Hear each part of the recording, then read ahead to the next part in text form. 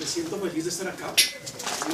Este ambiente campestre me enamoró desde que vi el colegio, porque yo soy amante del campo. Me hace recordar mucho la finca de mi abuelo, de mi abuelo Luis. Yo nací en Bello, Antioquia, pero crecí en Yarumal. Y pues allí había cerca de un lugar que se llama Ventanas, donde mi abuelo tenía una finca preciosa. Pues nunca veíamos, realmente no nos reconocíamos casi, porque la neblina casi todo el tiempo cubre ventanas. Y a mí me pareció una odisea cuando el mayordomo iba a recoger las vacas y las encontraba todas. Pues, pero recuerdo esos momentos y ese calor tan especial que había familiar, a pesar de que yo no pertenecía, digamos, a esa familia, en el sentido de que, bueno, pues, yo estaba viviendo en la casa de mis abuelos maternos, porque mi papá nos había abandonado desde muy temprano.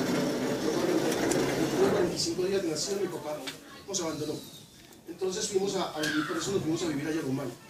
Pero recuerdo esos días y cuando llego acá y encuentro este ambiente tan rico, tan agradable, pues los envidio porque están en una institución pues, que les brinda todas estas posibilidades de estar en relación, en contacto permanente con el campo. Y pues seguramente ustedes se van a dar cuenta que el campo ha tenido mucho que ver en mi obra, en mis libros. Yo desde hace 10 años más o menos me he dedicado a escribir libros para niños y jóvenes. Hasta el momento he publicado 15 libros. Este año voy a publicar otros 2 y el año entrante tengo publicado otros 3. Estoy produciendo realmente, digamos que lo que he querido producir durante toda mi vida. Lo que pasa es que durante muchos años me dediqué al periodismo, ¿cierto? Fui director de Noti5 en Cali durante varios años, trabajé en noticieros de televisión en Bogotá varios años también, porque después de que terminé mi bachillerato en Yarumal, yo sabía desde muy pequeño que quería convertirme en escritor, pero lo que sí no sabía era cómo llegar a ese momento. Y me parecía que, bueno, no tenía quien me ayudara mucho en el aspecto económico, entonces me tocó irme a trabajar a Bogotá y a estudiar al mismo tiempo. Y empecé entonces ese proyecto que yo dije, pues lo que más me puede acercar a escribir de pronto es el periodismo. Y mientras pasan los años, mientras tengo cómo vivir, porque pues uno de los primeros años escribiendo de pronto no vive de eso, escribiendo pues, es un proyecto a muy largo plazo. Entonces empecé a trabajar en los medios y el tiempo fue pasando. Y bueno, como ya me convertí en director de noticieros y todo eso, pues ya tal vez me olvidé un poco de ese proyecto que yo tenía desde pequeño. Pero hace más o menos unos 12, 13 años que yo empecé ya a sentirme muy agotado con el periodismo y tal vez muy triste y aburrido porque no estaba haciendo lo que yo había planeado durante toda mi vida. Y bueno, casualmente, casualidades de la vida, en Cali, ya me había ido a vivir a Cali porque me ofrecieron pues, el puesto de director de Noti5, entonces allí conocí a la que iba a ser mi esposa. Y cuando ella quedó en embarazo de Juana, que hoy tiene 12 años, va a cumplir 12 ahorita el 19 de septiembre, cuando ella quedó en embarazo empecé a escribir un cuento para niños, que se llama Serafín y la flor mágica de Alelí. Y bueno, yo no sé por qué en ese momento cuando escribí ese libro me di cuenta que algo raro estaba pasando en mí.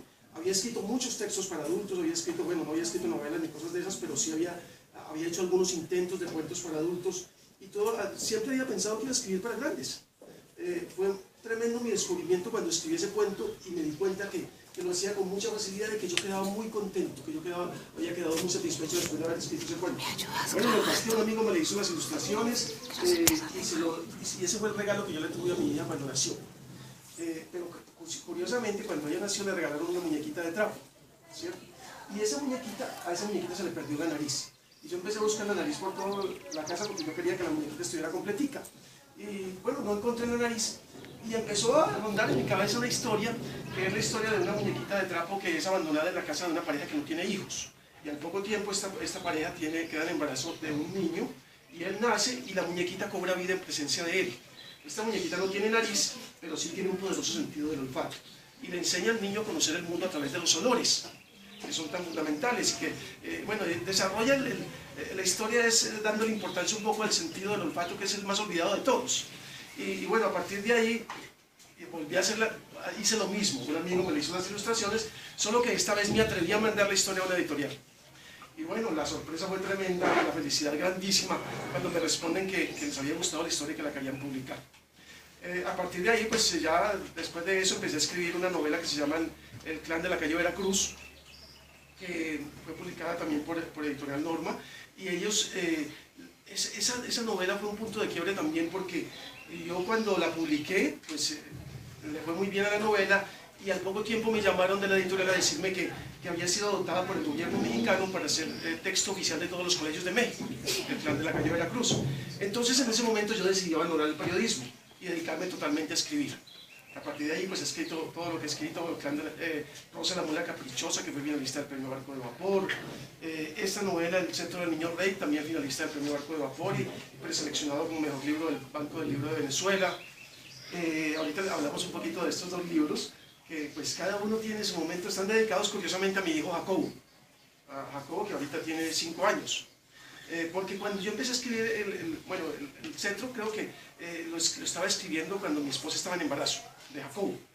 Entonces, y el título de este libro, El Centro, La Casa de los Espejos Humeantes, este es más reciente. Cuando dije en la casa que estaba escribiendo un libro que se llamaba La Casa de los Espejos Humeantes, mi hijo empezó a repetir ese título todo el tiempo. Entonces, él, a pesar de que no sabía hablar todavía muy bien, era La Casa de los Espejos Humeantes, le gustó muchísimo el título, y entonces también se lo dediqué porque me dio mucho entusiasmo para escucharlo, me daba mucha alegría escucharlo cuando repetía ese título. Bueno, entonces, ya digamos que me dediqué totalmente a escribir, y ha sido, creo que, lo mejor que he hecho en mi vida, porque, bueno, uno tiene que ser fiel a lo que uno quiere ser en la vida. Yo desde muy pequeño, yo recuerdo que, la ausencia de mi papá me marcó mucho. Y yo lo que hacía era refugiarme en los libros. Yo recuerdo la biblioteca de Yarumal, la biblioteca de mi escuela, que no era muy grande, pero estaba bien surtidita. Entonces allí estaban los libros de Emilio Salgari, de Walter Scott, de Alejandro Dumas, y con esos 3 autores creo que yo me enamoré de la literatura. A partir de ahí también yo creo que empecé a planear convertirme en escritor, porque me daba envidia de la huella lo que ellos hacían. O sea, me fascinaba, mi héroe era Sandokan, que es el protagonista de Los Tigres de Montbrasén. Y bueno, a partir de ahí yo soñaba con ser escritor. Bueno, ya en la adolescencia ya me empecé a leer cosas digamos, más profundas. Hay un libro que recuerdo mucho en la adolescencia, que es La Montaña Mágica de Thomas Mann, porque por ese tiempo también estaba leyendo a Hermann Hesse, con su Siddhartha, con el Lobo Estepario, y bueno, era como la literatura propia de ese momento. Yo digo que los libros llegan a uno cuando uno los busca en su justo momento, y lo van marcando, lo van transformando. Mira, Montaña Mágica siento que me transformó totalmente, que cambió mi vida. Yo creo que era uno antes de leer ese libro y uno después. Y después ya empecé a descubrir a los autores latinoamericanos, a Juan Rulfo y a Jorge Luis Borges, que son los autores latinoamericanos que más me gustan. Y después ya, bueno, cada época como que ha tenido su momento en cuanto a autores se refiere.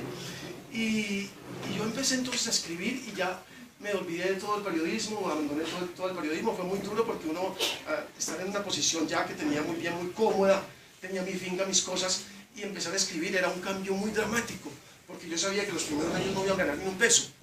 Pero bueno, afortunadamente tenía una esposa al lado que me apoyó mucho en eso, y ella, pues a pesar de que pasé unos momentos muy difíciles, porque me tocó vender mi finca, mi carro, me gusta mucho el jazz, y tenía un bar de jazz en Cali que lo tuve durante casi 10 años, y me tocó también vender mi bar de jazz para poder seguir con esta terquedad de convertirme en escritor. Pero bueno, finalmente yo creo que ya después de 10 años ya estoy como viendo la luz al final del túnel, y la verdad es que he tenido la fortuna de que todos mis libros han sido pues muy bien recibidos por los lectores en Colombia y fuera de Colombia, y eso pues me tiene muy, muy contento. Y estoy aquí pues precisamente porque Editorial SM me ha invitado acá, y pues el colegio ha aceptado que estemos presentándoles dos libros que yo quiero mucho, porque bueno, El Centro del Niño es la historia de un muchacho que en un colegio, digamos como este, afuera, en un patio, en un jardín, empieza a escarbar casualmente y descubre unos huesos. Se lleva esos huesos para la casa, y entonces, bueno, a escondidas, porque él no quiere que nadie se dé cuenta que le llevó esos huesos y que le parecen muy raros. Se los lleva en un maletín, empieza a armar ese esqueleto y empieza a comparar, a buscar en internet de qué podrá ser ese esqueleto. Y de pronto descubre que son los huesos de un camello. Y él aparentemente está en un colegio de Cali. Y se empieza a preguntar qué podría estar haciendo un camello en un colegio, ¿cierto? En un colegio en Cali. Entonces empieza a investigar y empieza a descubrir, yo no te voy a contar mucho la historia porque por supuesto solo les voy a dar puntaditas porque no les puedo dañar la historia.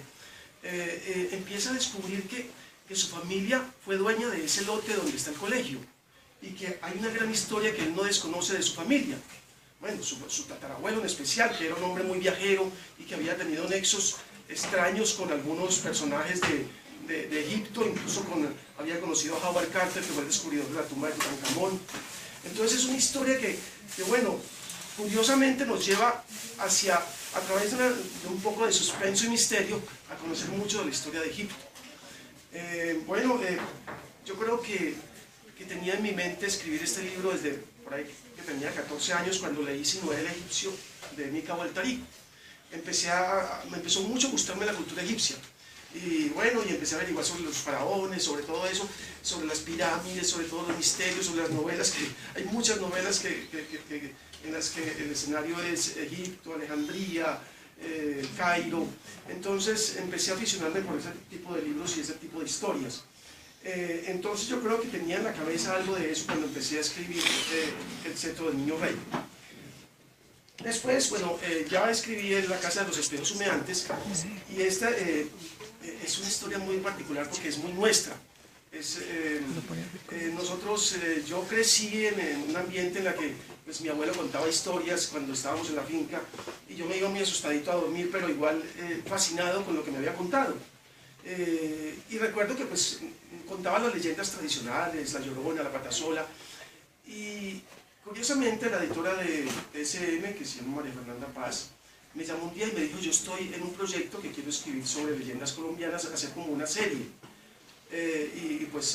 me gustaría que escribieras sobre una de las leyendas colombianas. Y yo dije: pues yo tengo una que siempre me ha fascinado mucho, que es la que de todas las leyendas colombianas la que más me gustaba era la de la Patasola, que bueno, que no es solo colombiana, porque la Patasola tiene diferentes versiones a nivel latinoamericano, pero pues la versión colombiana yo la conocía muy bien. Entonces yo quería armar una historia con eso, pero no quería volver a contar la misma historia que todos han contado, sino que quería contar una historia nueva. Entonces empecé a escribir una historia que es la historia de Benjamín Zapata, un muchacho cuya casa está rodeada de espejos y él no sabe por qué. Resulta que esa casa esconde un gran misterio. Él está a punto de cumplir 14 años, pero a él lo ha perseguido, a su familia lo ha perseguido una maldición precisamente de la Patasola durante muchos años. Y él es el último de la última generación a la que va a alcanzar esa maldición. Es decir, la maldición llega hasta él, que él no va a cumplir los 14 años. Entonces el libro comienza con eso, ¿cierto? El libro comienza diciendo: me llamo Benjamín, pero prefiero que me llamen Benji. Es así como me dicen los amigos del colegio. Benji era también el nombre de mi perro. Tenía la sospecha de que Sabina lo había matado y que ahora venía por mí. Como el domingo era mi cumpleaños, quedaban pocas horas para que se cumpliera una maldición, según la cual no llegaría a los 14 años. Así comienza el libro.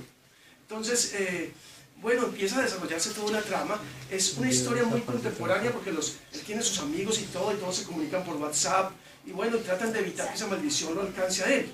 Entonces, entonces vemos cómo esa leyenda contada de los abuelos llega a los tiempos modernos y se desarrolla en una época muy contemporánea, con mucha fuerza, con mucha energía y con mucho suspenso. Entonces, finalmente, pues es lo que, según me han dicho mis lectores, es lo que se ha logrado con este libro. Pues bueno, cuando uno termina de escribir una historia, yo digo siempre que es como el momento más feliz. Un libro como este, pues uno puede demorarse en tiempo, pues 8 meses. Yo investigo mucho antes de escribir, investigo mucho, le dedico mucho a la investigación, luego escribiendo. Escribo normalmente en las mañanas, cuando dejo a mi hija Juana en el bus, subo a la casa a escribir, y entonces ahí estoy escribiendo casi toda la mañana. Tengo la fortuna de que lo mejor que me ha dado la literatura es que tengo tiempo para mis hijos. Desde que están pequeñitos he podido compartir con ellos, jugar con ellos, inventar mis historias con ellos, hacerlos mejores lectores. Bueno, Juana es una lectora tremenda, me encanta decirles siempre a todos que hace 2 años se ganó el premio a la mejor lectora del colegio por haberse leído en un año 107 libros. Entonces eso da como un poquito la medida de lo buena lectora que es. Además es escritora, se ganó hace 2 años, el año pasado fue semifinalista del concurso nacional de cuento del Ministerio de Cultura y RCN. O sea, pues que está muy metida en eso, y ella le encanta, aunque pues lo que prefiere es el ballet. Ella es bailarina de ballet desde los 3 años, y creo que va a preferir el ballet a convertirse en escritora, por lo que veo. Además es que baila lindísimo. Entonces ellos me motivan mucho. Mis hijos, mi hijo Jacobo con sus 5 años tiene su propia bibliotequita, y todos los días no se puede dormir sin leerse, si uno le lea un cuentico. Entonces, eso lo alimenta a uno mucho. Al igual que cuando uno viene a los colegios y los lectores hablan con uno, le cuentan sus emociones. Por ejemplo, una niña me escribía en internet diciéndome que un capítulo de uno de mis libros la había hecho llorar. Y yo le decía, pues es el mejor premio que he recibido en mi vida, porque es que el hecho de que uno como lector se conmueva. Luis Buñuel decía una cosa muy linda, y es que el arte debe estremecer las conciencias tranquilas. Y yo creo que si el arte logra eso, estremecernos, hacernos llorar, sentir, conmovernos y hasta cambiar nuestra propia vida, pues yo creo que se ha logrado algo muy grande. Y eso tiene de mágico el arte, ¿no? Entonces yo creo que, bueno, es una satisfacción muy grande que le queda a uno como escritor poder transmitir esas emociones, hacer que la gente sienta eso a través de los textos que lee, porque muchas veces uno logra que los lectores se identifiquen con esos personajes, con esas situaciones, y bueno, que se parezcan, o bueno, que nos lleven a imaginarse otras cosas, porque lo bueno de la lectura también es que finalmente uno es el que termina las historias leyéndolas, ¿no? El lector complementa lo que ha hecho el escritor. No pasa lo mismo con una película cuando uno absolutamente lo ve todo está dado ahí. En un libro uno lo termina siempre. Cada uno de ustedes va a tener una idea distinta de quién es Jeremías Reloj Blanco, el protagonista del Cetro del Niño Rey, porque se lo va a imaginar de una manera de acuerdo a sus circunstancias, de acuerdo a lo que ha vivido, y eso es lo chévere de la lectura, en últimas, ¿no? Ahora después de esa larga introducción, ahora sí quiero que hablemos, que charlemos y que me hagan preguntas. Bueno, estoy aquí para que resuelvan todas esas dudas, ojalá que después, cuando hayan leído, tengamos la oportunidad de volvernos a encontrar. Hoy tengo mi página www.almeiroechevarria.com, donde están todas mis obras, mis novedades, todo lo que hago en mis giras. También estoy en Facebook, para los que nos permiten el Facebook, como Almeiro Echevarría Acevedo. Ahí también tengo una comunidad de lectores, no tengo, pues, digamos que mis amigos ahí son los que son mis amigos lectores, y solamente publico cosas que tienen que ver con los libros. Así pues que, a ver, ¿quién se anima a hacer alguna pregunta?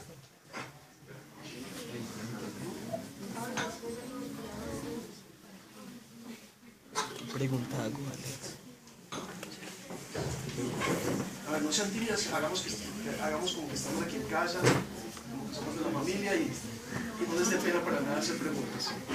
¿Okay? Bueno, tú, listo. Bueno, dime tu pregunta. ¿Hace cuánto comencé a escribir? Sí. Ah, bueno. Pues fíjense una cosa muy curiosa. Yo tenía mucha ganas de escribir desde pequeñito. Y hacía algunos intentos, pero vivía traumatizado por algo. Y es que mi abuela, porque en Yarumal, pues era el orgullo de Epifanio Mejía, nació allí. Entonces, Epifanio Mejía, pues un poeta antioqueño que terminó en un manicomio. ¿Quién? Epifanio Mejía, autor de la letra del himno antioqueño. Entonces, él terminó en un manicomio, y mi abuela cada que se pasaba diciendo que todos los escritores terminaban locos, generalizaba, que todos los escritores terminaban locos. Y yo cada que empezaba a escribir me daba ese temor de que me fuera a enloquecer por estar escribiendo. Y durante mucho tiempo viví con ese trauma, hasta que ya finalmente lo superé, digamos que ya terminando el colegio, pero hacía cosas muy tímidas, hacía pequeños cuentos, y siempre pensando en que eran cuentos para adultos, ¿no? Nunca pensando que iba a escribir novelas para jóvenes. Ahora, lo que pasa es que ya digamos que me haya dedicado a escribir, ya llevo 12 años, las dos últimas novelas, una se llama El fotógrafo de cristales, que fue una obra que me costó mucho escribir porque bueno, los personajes es la historia de una niña que es de un niño al que le secuestran a su hermana. Y él es de clase alta de Cali y empieza a buscarla en un barrio muy popular que se llama Siloé. Y entonces allí empieza a encontrar un mundo que era totalmente desconocido para él. Y yo me centro un poco en el mundo de los raperos. Y sobre todo los que practican ese rap que es el freestyle, que es un rap libre en el que dos muchachos en una calle se enfrentan a rapear, se ponen a rapear, prácticamente a veces hasta insultarse, pero a punta de palabras, ¿no? Y no pelean, sino que rapean. Entonces, esa obra me tocó escuchar mucha música para poder, digamos, yo hacer mis propias composiciones de rap y hacer mis batallas callejeras dentro del libro. Entonces, por supuesto, como les decía ahorita, uno tiene que investigar mucho antes de plantearse una historia. Y lo mismo pasó con la última novela que lancé ahorita en la Feria del Libro, que se llama Las horas finales del castillo de Monserrate, que es una novela de mucho misterio, con mucha fantasía, que se desarrolla en un socavón, en las profundidades del Cerro de Monserrate en Bogotá. Y es la historia de las matrices del alfabeto latino. y allí están hay unos enanos que custodian esas matrices al interior del Cerro de Monserrate, pero un día una de esas matrices desaparece, la matriz de la letra A. Entonces empieza a crearse un caos tremendo porque empieza a desaparecer también de los computadores de la letra A, y bueno, y hay unos monjes que están custodiando a esos enanos, y uno de ellos es asesinado. Entonces es una obra toda de mucho misterio. Para eso me tocó también trabajar mucho en investigación, en conocer muchos ambientes monacales, por ejemplo, cómo era la vida en un monasterio, todas esas cosas, para poder escribir. Bueno, sí, siguiente pregunta. ¿Qué preguntas tienen, muchachos?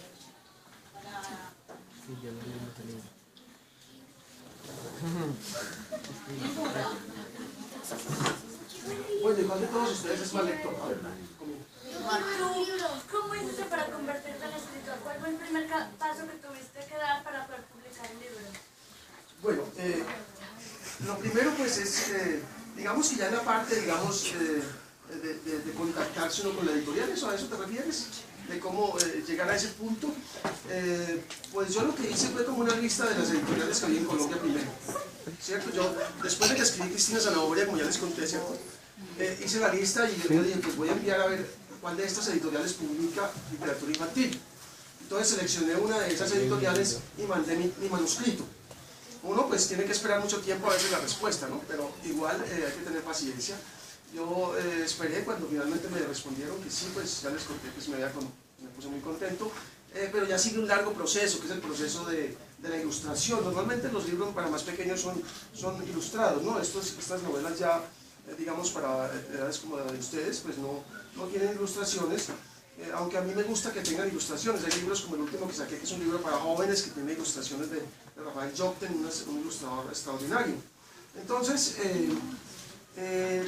sigue ese paso, ese largo proceso de la edición, de las correcciones, porque los editores corrigen mucho también, y el trabajo ya de la diagramación, y eso se puede llevar hasta un año mientras publican el libro, o hasta mucho más. Y a veces puede ocurrir que uno mande el manuscrito a una editorial y le respondan que no, que a nadie le gusta.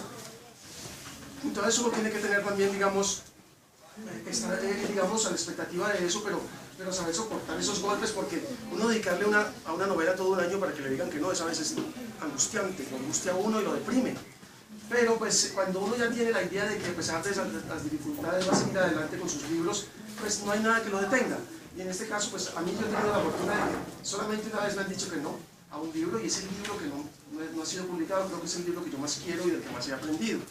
Porque a veces cada editorial es diferente, cada una tiene una forma de publicar sus cosas, y finalmente pues ellos tienen cada uno su criterio.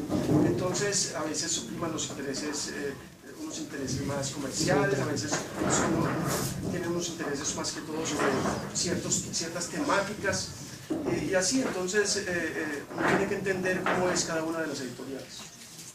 Siguiente pregunta. Mateo, ¿a qué libro te dieron que no? Bueno, es una historia que escribí de dos indígenas, uno azteca y uno mapuche, que se encuentran como en el tiempo, ¿cierto? Y empiezan un largo recorrido, tienen que hacer un largo recorrido por el inframundo para descubrir los huesos de los muertos, que en la cultura azteca tiene una historia muy linda con Quetzalcóatl y todo eso, que hay un nuevo mundo cuando los huesos de los muertos reviven, ¿cierto?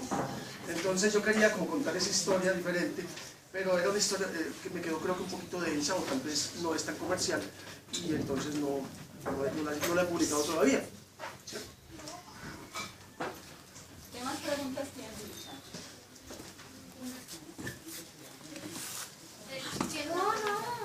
Diga. Bueno, ahorita entonces... Enseguida se lo No damos. quiero el otro. en la casa de los Diga. criados humeantes. Sí. Bueno. Que no la leímos. Ahorita lo más importante. Porque usted es muy hombre. ¿Alguna otra pregunta? Tengo dos preguntas, es prácticamente lo mismo. ¿Tienes algún libro favorito? Ya dijo que el de los aztecas. No, escrito por otra persona. Ya. ¿Quieres que te hable de otros libros? Yo una hora ahí. Mi libro favorito. Bueno, siempre he pasado por épocas de lector en el que digo, este es mi favorito, y los voy, y tengo un montón de favoritos. En literatura infantil, digamos que mi libro favorito es de un escritor inglés que se llama Richard Adams y se llama La colina de Watership. La colina de Watership. Lo leí hace bastante tiempo. Es una novelita de unos conejos que emigran porque su lugar de origen pues como que peligra y ellos tienen que buscar un nuevo hogar. Me gustó mucho cuando la leí, se llama La colina de Watership. En literatura adulta, que es lo que más leo, ¿cierto? Hay algo que siempre, hay 4 libros que conservo mucho y que los quiero mucho, que se llama El Cuarteto de Alejandría, de Lawrence Durrell. Los quiero mucho porque aprendí a conocer la belleza de la literatura a través de esos libros. Me parecen hermosísimos. De Juan Rulfo, que es mi autor latinoamericano favorito, junto con Luis Borges, me gusta Pedro Páramo y El lago en llamas, ¿cierto? Y ahorita estoy muy encarretado, bueno, siempre me ha gustado mucho la literatura inglesa porque me ha gustado mucho la novela policíaca. Estoy ahorita últimamente estoy leyendo las obras de Cormac McCarthy, que es un escritor norteamericano, que escribió un libro muy lindo que se llama La carretera. Aparte de lo que usted dijo sobre cuáles de las inspiraciones suyas latinoamericanas, ¿cuál tiene alguna inspiración pero extranjera? Pues, por ejemplo, Edgar Allan Poe, ¿cómo es que se llamaba el de Harry Potter? La señora. La serie de Harry Potter. Sí. Bueno. Sí, no. Es decir, yo digo que uno como escritor, porque el que anda entre la media no se le pega, ¿cierto? Algo debe tener de todos. Yo lo que no tengo claro es que, bueno, lo que uno tiene que es abonar el terreno para uno hacerse escritor. Pues yo digo, ¿cómo lo abona uno? Pues convirtiéndose en una persona muy observadora. Yo he sido muy observador desde muy pequeñito. Me ha gustado escuchar a lo que dicen los demás, no como con ánimo de chismosear, sino con el ánimo de conocer a esa persona. Me ha gustado estar pendiente de los sentimientos de los demás. Entonces me gusta contar una historia de mi abuela, que mi abuela se escondía a ver las telenovelas y no dejaba que los niños nos acercáramos al televisor. Y entonces es que ella era muy dura, era muy enérgica. Y lo que pasa es que se escondía a ver las telenovelas porque se ponía a llorar con las telenovelas y no le gustaba que nadie la viera porque entonces eso derrumbaba la imagen de fuerte que ella tenía. Y yo por una rendijita la observaba. Entonces cosas como esa a mí me gustaba buscar, como encontrar, ver qué había detrás de las personas, porque las personas muestran una cosa pero por dentro son otras. Y a veces uno se arma una caparazón, ¿cierto?, para no mostrar lo que uno es.